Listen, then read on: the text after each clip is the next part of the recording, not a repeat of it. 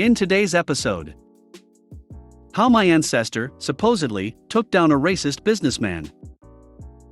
Neighbors were consistently loud, so I got a bit louder, at the wrong time of the year, laughing face. I did what my mom told me to do, and got revenge. So let's get started. How my ancestor, supposedly, took down a racist businessman. This is an old story that have been told in my family for as long as I can remember. We're talking my grandfather was told it by his grandfather, and so on. Note that this story has had close to 200 years to be embellished and twisted, so take everything with a grain of salt rather than scream fake. Even if only a fourth of the story is true, it's still a great story. This is the story of my ancestor we'll call John, because that's the name I've always been told. John was a black man in America during the time when slavery was dying out, his grandparents having been brought there from Africa along with their children. John eventually was freed through some means. I've heard both that he paid his way out, or the state he was in abolished slavery, and he was freed that way, and found himself fighting in the Civil War because he felt it was the right thing to do. During the war he became good friends with a man only known as Mitch, who supposedly came from money, but had joined against his parents' wishes because he believed in freedom for all. Again, grain of salt, the two were in the same regiment and made it through alive, though some relatives say Mitch lost a leg or an arm in the war. Fast forward to the end of the war, and John and his new wife Mary he'd met during the war used the money he'd earned to set up a small shop on the East Coast, most common city mentioned is Boston, in a small neighborhood. The shop became successful, John being a charming man and surprisingly savvy businessman. The neighborhood he'd set up and quickly growing as the city grew, meaning there were always customers who needed whatever it was he sold. I've heard everything from groceries to workers' tools. They lived happily and had 3 children together during the time, spending a decade there when suddenly, presumably accompanied by the roar of thunder and screeches of crows, Mr. Business arrived in town. Mr. Business has apparently been on the wrong side of the war and fought quite hard to keep his slaves, but was also smart enough to sell out other racists when he saw how the tides of the war were rolling, getting by with no losses except his free laborers. This had been the beginning of the end for his once successful plantation/farm, as all the workers he could find to replace his slaves had wanted things like pay for their services. He'd struggled to find loyal workers that didn't charge more than the absolute minimum, and after a series of bad harvests had chosen to pack up, sell his land and head east to find a new source of income. He arrived and began buying up local businesses that seemed profitable, and eventually found out about John's successful store. He was more than happy to discuss a fair price for the store. Until he saw the skin color of the owner, that is. 10 years not enough time to erase a lifetime of institutionalized racism. He began harassing John to sell his rinky-dink store and find a farm to work on, don't quote me, offering way below the actual value, and when laughed out of the store, began trying to sabotage John's business. Getting thugs to throw rocks through windows, sabotaging deliveries, making a scene in the store. John soldiered on though, having grown tragically used to fighting against racism. He also had a lot of friends in the community who helped keep the store floating. Then it was that John's oldest son, who was 13 to 14 at the time, found himself getting beaten up heading home at night from his job, again, blurry details, and wound up with a lot of scars that he'd supposedly been stuck with all his life. John had had enough, and as luck would have it, had an out, having been contacted by his old friend Mitch. Mitch was starting up a farm/plantation in the west/south/southwest and needed loyal workers. He'd offered John a foreman position, good pay, and a plot of land to live on with his family. This, dear readers, is when the revenge plan begins. John contacted Mr. Business, offering to sell at 75% what the shop was actually worth, and maybe because his other businesses hadn't worked out, he took it. However, John supplied the contract and proper solicitor to make things legal. The contract basically saying that after midnight of the date of signing, the shop and everything inside would transfer ownership to Mr. Business. Little did he know that that day up until midnight, the shop was having a massive clearance sale, selling everything not nailed down at ridiculous prices to a grateful neighborhood. When they closed up that night and mailed the keys to Mr. Business, there was little left to sell in the store, if anything. John never found out what happened next, as they left town soon after and never returned, but personally I'd like to think that Mr. Business arrived with his workers to an empty store with no deliveries coming, screaming and crying in the mud as he realized he'd been outsmarted by a lesser species.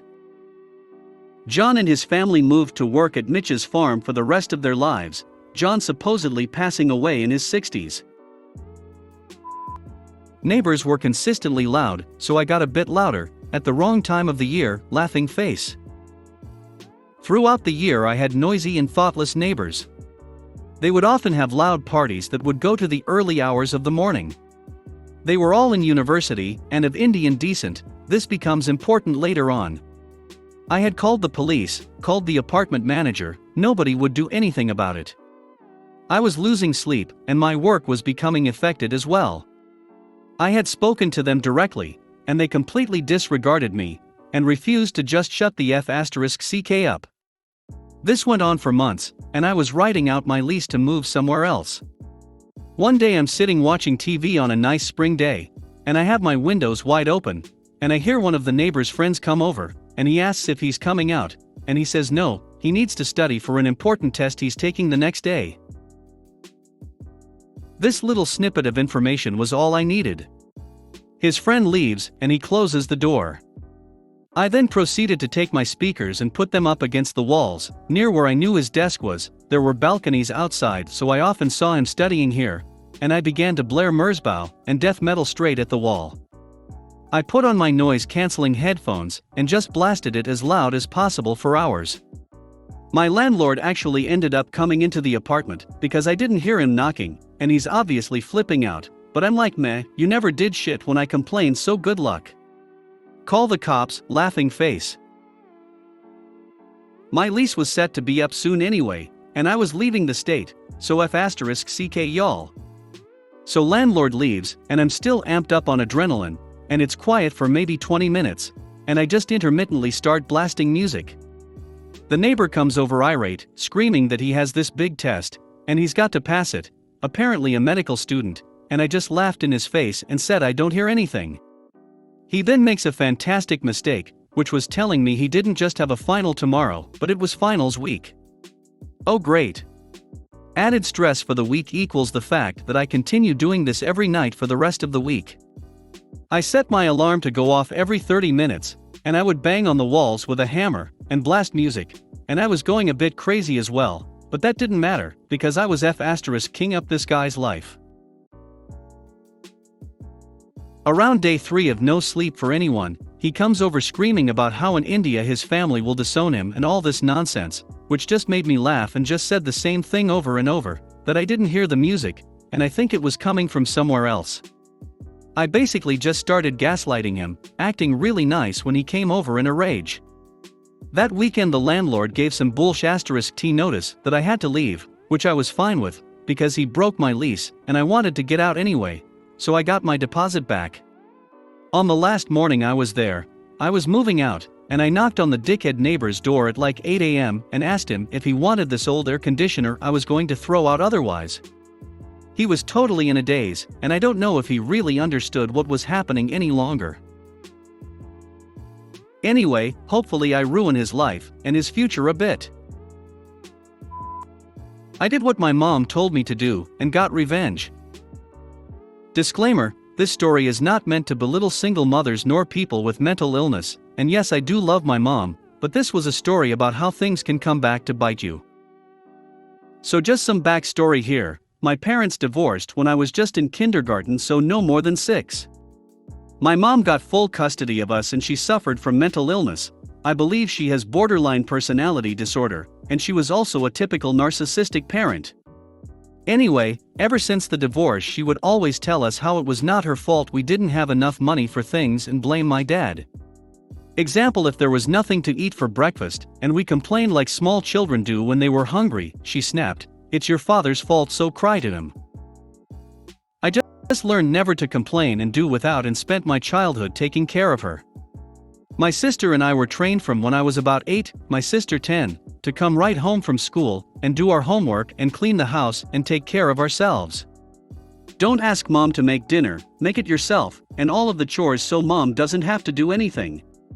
It sounds bizarre, but we thought that was normal, as well as being hit and told on a daily basis that we were worthless.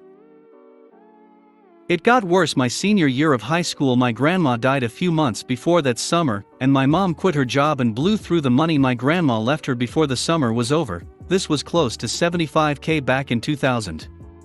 She refused to get another job and kept coming up with excuses not to work, i.e., "I need a break. Get off my back.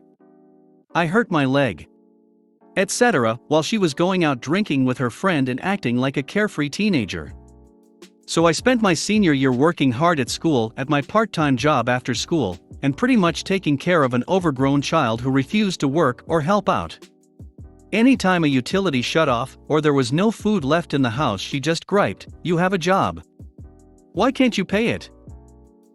If I brought up the fact that my dad sent her child support, she would just complain that she had my sister's tuition, which I later learned was BS. She would flaunt the child support check and laugh and refer to it as "mommy's paycheck." Flash forward to when I am about to choose a college, and my mom keeps bellyaching about the costs, and of course has zero saved in a college fund. I couldn't afford a private university since I only was offered a partial scholarship, so I decided to go to a reasonably priced, and still highly regarded state university. My freshman year I was pretty much able to swing the cost of tuition and room and board. I lived on campus. Since last year of high school I filed my taxes and FAFSA as soon as my W-2s came, and so I had a decent amount of grants. During my first year of college, I almost became unable to receive financial aid for my second year of college. Why? My W-2s were mailed to my home address, and my mom, being the caring and supportive mother she was, shredded them and threw them in the trash. I found out because my sister was home that weekend and saw it. My mom denied, and when I came home for spring break and pressed her for it, she lied and said her friend had them. Her friend was a CPA. My sister called my mom out on this bluff by calling the friend who said she did not have any of our tax information. She was very concerned and told me and my sister to request duplicate W-2s and have them sent home, and she will have my mom send them over to me. My mom was pissed that we had checked with her friend and called her out on her bluff, but true to her word, her friend did my taxes for me and my FAFSA. I had offered to pay her, or at least babysit for her, but she told me it was okay. I think she knew my mom was mentally unstable and felt sorry for me and my sister. At this point I learned that my mom had not been helping out my sister at all with tuition like she claimed, and my sister had mentioned it to my dad, who had called her out and demanded to know where the child support was going to.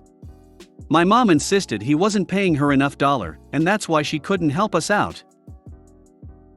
During my second year of college my W-2s were once again sent home, and my mom once again accidentally threw them in trash. I had to request duplicate W-2s from my summer job not just once, but twice, because she kept throwing them in the trash. I filed my tax return late that year, and as a result my FAFSA was filed late, so I wasn't able to get the full amount I was receiving before. Anytime I complained to her about money or no food in the house, it was, "Complain to your father." Well, the summer before my third year I was burned out on my mom's BS. I was working full-time for the summer and saving as much as I could, but she was refusing to help me out at all while I was home with food or anything. She was pissed that instead of paying the phone bill so she could make long-distance calls to her online friends and spend all day in chat rooms, this was back when we had dial-up, I had the audacity to spend my hard-earned money on a cell phone and pay that bill myself. She told everyone I should just drop out, because I wasn't applying myself hard enough. I was in the honors program, and she would play martyr with all her friends about it's so hard when you have kids in college, and they eat you out of house and home and come to you for money. At the end of the summer I had saved $1,000, but the school won't let me move into the dorm unless I paid 50% upfront, which I was about $10,000. I didn't know what to do, as all summer the university had told me I was fine, and then on move-in day told me I couldn't move into the dorm. I called my dad in a panic and he spoke to someone who agreed to give me 24 hours. I moved in, and the next day my dad showed up first thing with a coffee and a donut for me and told me not to worry. He was going to fix this once and for all.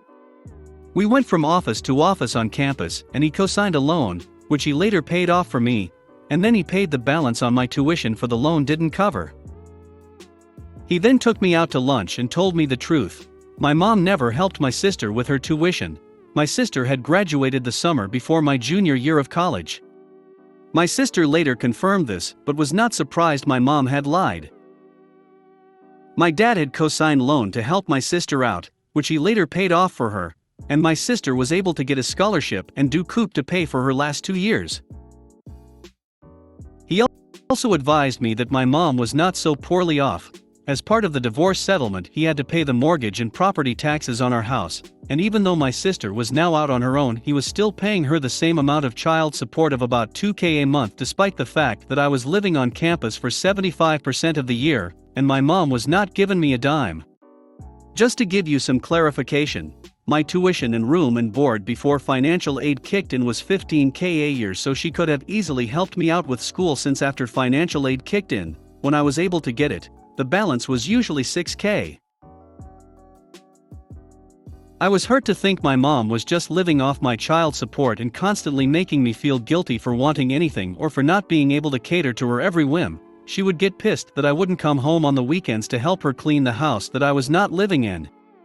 I thought about how bad she made me feel growing up and made me feel worthless, when in fact, had it not been for me or my sister, she would have not had a roof over her head after the divorce. He asked me to grant him access to my account so he could prove my mom was not paying for college, and that I was. He asked me how I would feel if he took care of college instead of paying my mom child support. Sounded good to me. He even told me I could spend my breaks at his house instead of my mom's. I called my mom and told her that my dad had taken care of the issue, and she had no remorse. She told me it was my own fault for not planning my finances better, and for pissing away my money all summer. I just played it dumb and said she was right, but pointed out I had done what she told me to do and complained to my dad. A month later my mom called me up pissed. My dad had spoken with the courts and there was going to be a hearing in their divorce case. My dad had proven that my mom had not been paying for mine nor my sister's tuition for college, and that was the very reason my dad was obligated to pay child support till I was done college. Since I was living on campus, it didn't make sense to pay her child support when I was not living at home most of the year, and she was giving me 1 penny. My dad told the judge he would gladly pay for me to finish college, but he was not going to pay my mom any more child support, no pay the mortgage on the house. If my mom didn't want to take over the mortgage, they could sell the house, and I could live with him over my breaks. My mom was freaking out over this and calling me selfish. I just reminded her that my tuition must cost a lot more than what she got in child support, since she was never able to help me with costs of school. She just kept laying guilt trips on me about how I was selfish because she didn't get to go to college right after high school, and how she never got to have 4 carefree years of college. I pointed out to her that she had not worked since my grandma died about 3 years ago, and that I was working and going to school at that time while she got to live a carefree life.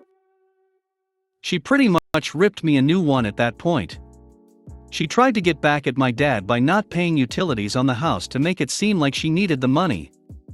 She then told me that the electric and water were now shut off, so if I wanted to come home for winter break I needed to help her out. She had moved in with her boyfriend at his condo. I just told her that I would miss her, but that I would just go to my dad's for winter break. She was pissed and cried about how selfish I was for not wanting to come home for Christmas. Side note, the Christmas before my present was throwing out many of my personal belongings. Why? My mom was pissed off at me that I didn't want to come home one weekend to help her clean, because to get home I had to take 2 buses, 2 trains, spend $20 one way and wait for her to hopefully remember to pick me up at the train station, which was a whole 20-minute drive for her after I had traveled for 4 to 5 hours because I had finals, and I told her I would help clean for the holidays once I came home for winter break. Her response? She took all of my things, threw them in boxes, and threw them out on the front lawn.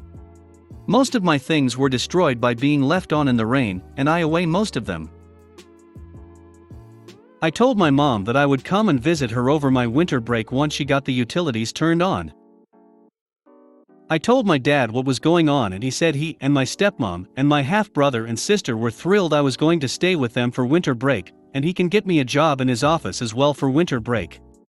He also called my mom and reminded her that the child support had not stopped, and they were going to list the house in a few months, so what was this nonsense about the utilities being shut off? She was pissed, but magically came up with the money to turn them back on. That spring my dad took officially by the court took over my college tuition, and he even made sure I got my full financial aid since he had picked up W-2s for me. My mom lost her child support and was told by the judge that she better cooperate with the sale of the house and keep up with the utility bills etc. so it would sell. Her boyfriend moved in with her till the house sold and she moved to another time zone. The real kicker? It was cheaper for my dad to pay college costs than to pay her child support. To summarize, my mom abused and exploited me, and I got my revenge by causing her to lose her child support and free rent by doing what she told me to do for years, complain to my father. No regrets. Thanks for watching.